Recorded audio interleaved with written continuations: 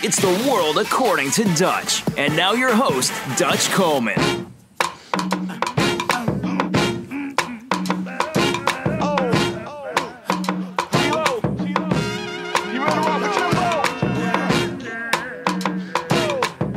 Welcome back. This is the Dutch Coleman. The world according to Dutch. If you listen to the first few segments of today's show, I touched on the Super Bowl, obviously, this being the day after Super Bowl 50. Gave you my general thoughts on my picks, why they were wrong.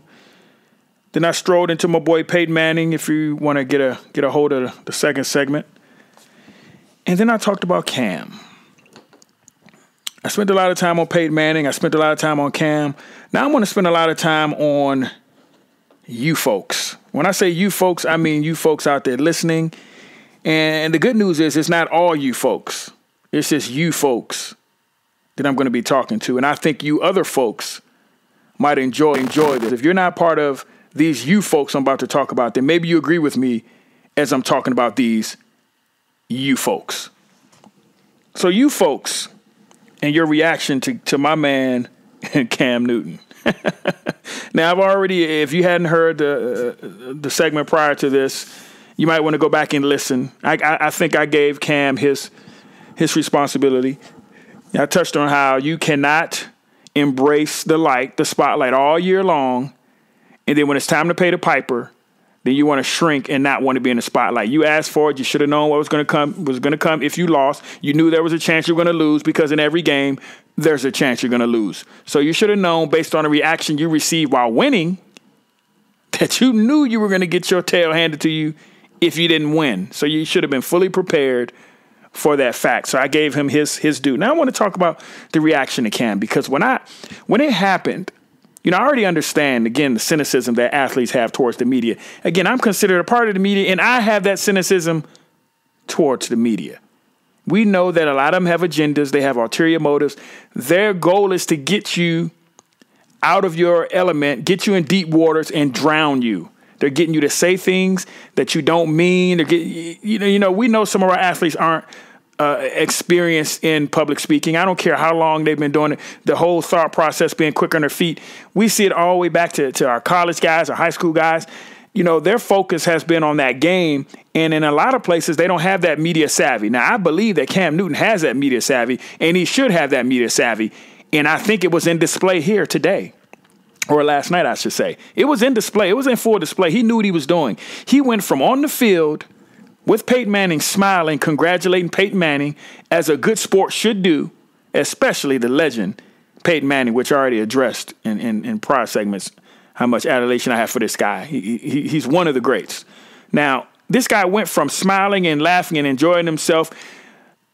As far as the multiple photos I saw depicted, he was happy. But when he went into that room with the media, he turned it off. Now, we already saw leading up to this, people asking him why he wearing socks with his sandals and all that stuff. Completely devoid of any fashion. They're going to question a man who's been known for fashion. I've laughed at his fashion, but he dresses a lot better than some of these corny media members I see on a daily basis. It's funny to me that people who can't dress, to have no fashion sense at all, is questioning or setting the rules for guys who are out there setting trends. So if you're out there and you're some 45-year-old guy who can't dress himself without his wife, and some of them not married anyway, so I don't know what, maybe they're dressing in the dark, the ones I've seen. Don't be questioning the style or the dress of these young guys in a generation that we probably can't even relate to. I'm 43 years old. I probably can't relate to the gauchos that Cam's wearing, or the I call them Dorothy slippers that he was wearing at one time, the magical Aladdin pants that he was wearing at one time. I can't relate to that stuff. So I may laugh about it, but I'm not going to seriously ask the man in an interview when you should be getting relevant information out of the guy about the upcoming game. That being said, the hyperbole that was occurring with Cam in his response last night, as if this was unprecedented, as if no one ever did anything like this before. I've seen the Celtics do it. I've seen the Pistons do it. I've seen people do it. And I just came across information that Peyton Manning did it. And I'm still trying to follow up on this is even true, because I can't believe this is true, because it doesn't sound like Peyton Manning. But apparently he didn't shake hands with the New Orleans players after he lost in the Super Bowl when he was a member of the Colts. And I don't even remember this happening. You know why? Because no one talked about it. No one cared. No one cared. And I'm going to read what article Chris Chase wrote in February of 2010. Matter of fact, it's today. It's 6 years ago today. And I'm quoting it. He said, walking off the field without congratulating Drew Brees may go against our misguided notion of what sportsmanship should be. So now it's a misguided notion of what sportsmanship should be. I agree somewhat, but that's not the world we live in. But it wasn't at all disrespectful or bitter. It wasn't at all disrespectful or bitter. Not shaking the hands of your competitors, the people you just went against in the battle in the Super Bowl, not shaking their hands is not disrespectful or bitter. That goes completely against what we're taught in sports. But this guy said that. You know why? Because he's talking about Peyton Manning.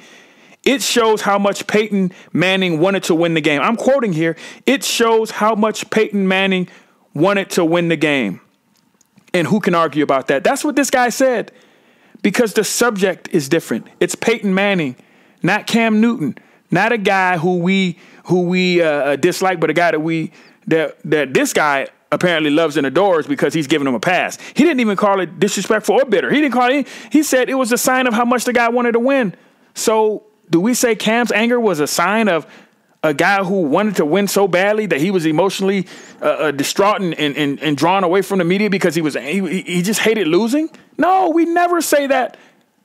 For a guy, I used to always tell my buddy and friend, William Qualkenbush, that if you give me a situation, the first question I'm going to ask you is, if you give me a scenario, a hypothetical, the first question I'm going to ask you is, do we like the guy or not? Because if we like the guy or not determines our response every time. So if you give me a guy I already like, I'm going to make an excuse for him. You give me a guy I don't like, I'm going to hammer him. 100% of the time, that's what happens in my anecdotal research. So you have a Peyton Manning who says, it just shows how much the guy wants to win. That's why he was disrespectful and walking off the field, not shaking anybody's hand, ignoring the victors. I've seen it with Tom Brady, yelling and cursing at his teammates and at referees. Oh, look at the passion. Look at the fire. Oh, my God. Oh. But with a Cam Newton, it's completely different. Now, I know people are going to say, oh, it's race-related. No, it don't have to be race-related. It's a guy you don't like already for whatever reason. I'm not going to go into the reason that you don't like him. What I'm saying is simply it's a guy you don't like already. So if you already don't like Brett Favre, no matter what Brett Favre does, you're going to go to the negative. If you already don't like Cam Newton, you're going to go towards the negative. Now, when you become a critical thinker, like I like to think that I am, and you can get some of that at getwarriortough.com, if you want to get some of that, and I think everybody needs some of that. If you become a critical thinker, you can do both. Like me, I said Cam is completely wrong. I thought he was completely wrong. I think you got to pay the piper. You got to stand up there and take the heat. But I also think the people who are responding emotionally to the fact that he didn't are way off base as well. It's not the end of the world. His character is not formed or formulated based on this event. I saw a classless thug. I saw a crybaby. I saw he had no character. He was a horrible human being. I saw everything. I saw worse stuff. I saw the N-word. I saw a whole bunch of stuff. Because this guy didn't do well in a post-game press conference of the biggest loss of his life. Now, yeah, he should have done better, but those characterizations of a guy based on that. Now, your character is built upon things you do in life, not things you do in a game that one time or a game all those times. I could be a horrible basketball player. I could be a sore loser. But off the field, off the court, off the diamond, whatever, out of the arena, I'm the best person in the world. That's going to determine more of my character than how I respond on that field. I know guys who were literally trying to rip your head off on a football field. They will kick you in the groin. They will rip your face mask sideways like they're trying to break your neck. They will purposely injure you on that football field. But when they leave that football field, they're the nicest person on the planet. They tithe. They're giving money to charities. They're giving their time. But on that football field as a gladiator, that's who they are. So to determine their character based on that is absolutely ridiculous. It's absolutely, and that's what we were getting. And if you weren't doing that, guess what? I'm not talking to you. I'm not talking to you if you weren't doing that. If you're in a camp with me, he was wrong. He should have sat there. He should have paid the piper.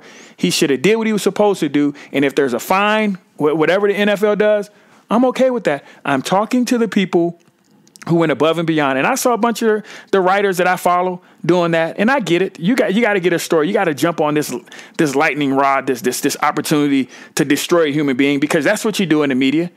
You have opportunities to raise up and you have opportunity to bring down. And that's what you do. And there's no denying that. And it didn't start with you, writer. It started in the beginning of time when people first picked up a pen and there was people that wanted to see what they read. So don't take that the wrong way. But again, I have a problem with the exaggeration. And I'm talking grown men being absolutely emotional and calling this young man everything but a son of God. Or a child of God, I should say. Son of God sounds a little too close to my Lord and Savior. But you know what I'm saying? Are you serious? We're characterizing this guy. We're going that far based on what he did at the game. And we have all these other examples of it. All these other examples of it. Well, we gave him passes because we like the guy. Stop it. Stop it. Stop it. It's not that serious. He was wrong. Hopefully, in my mind, he should learn from it. But as long as you have a horrible league like the NFL with all sorts of horrible characters, he's going to still look better than a lot of the league, because that's all he's done. That's all he's done. He's a poor sport. You know how many poor sports there are in the NFL? You know how many wife beaters there are in the NFL? You know how many drug users and drug abusers? You know how many criminals are in the NFL? Yeah. And he's a poor sport because those criminals are probably poor sports too. Those domestic violence guys who were repeatedly broken the domestic violence laws, they're poor sports too.